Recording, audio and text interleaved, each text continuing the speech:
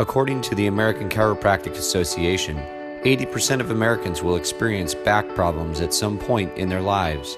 I see them in my office every day.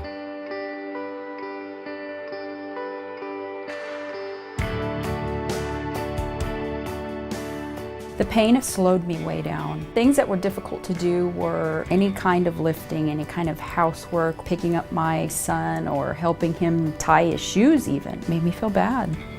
Really just kind of depressed me.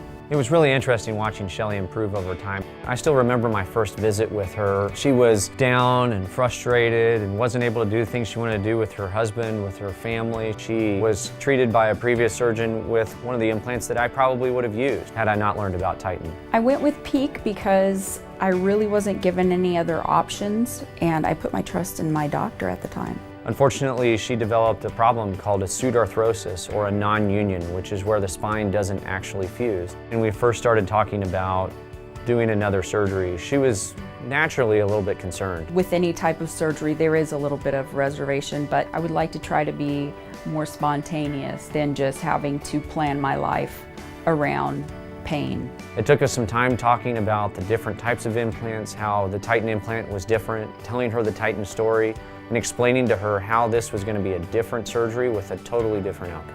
He said bone loves titanium, so he had good confidence in the fact that it would stimulate my bone to grow. The most important feature in spine implants in my practice really relates to how the surface is created in order to increase the chances for fusion. Most surfaces today have no purpose. In fact, in some cases, they actually inhibit the very thing we want to have happen, which is a fusion. Dr. Bruggeman left it in my hands. After we talked about the Titan implant, I went home. I did a little bit of research on it, and I felt hopeful. I was actually excited to be able to get back on with my life. Shelley's surgery was an interesting one. We found this large amount of scar tissue surrounding the plastic implant. There's lots of studies that talk about how plastic creates scar within the body, which is the opposite of a fusion.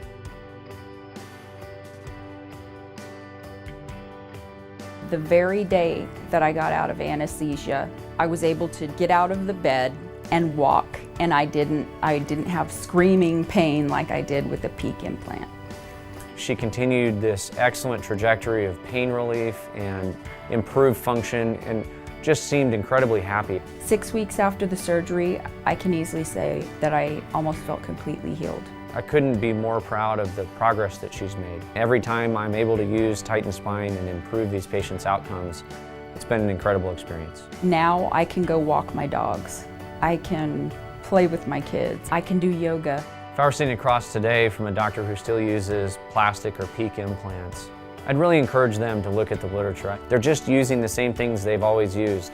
And unfortunately, when you do the same things you've always done, you get the same results that you've always gotten. Nanolock is incredibly important for the future. We've been able to use good implants, but now we're going from good to great.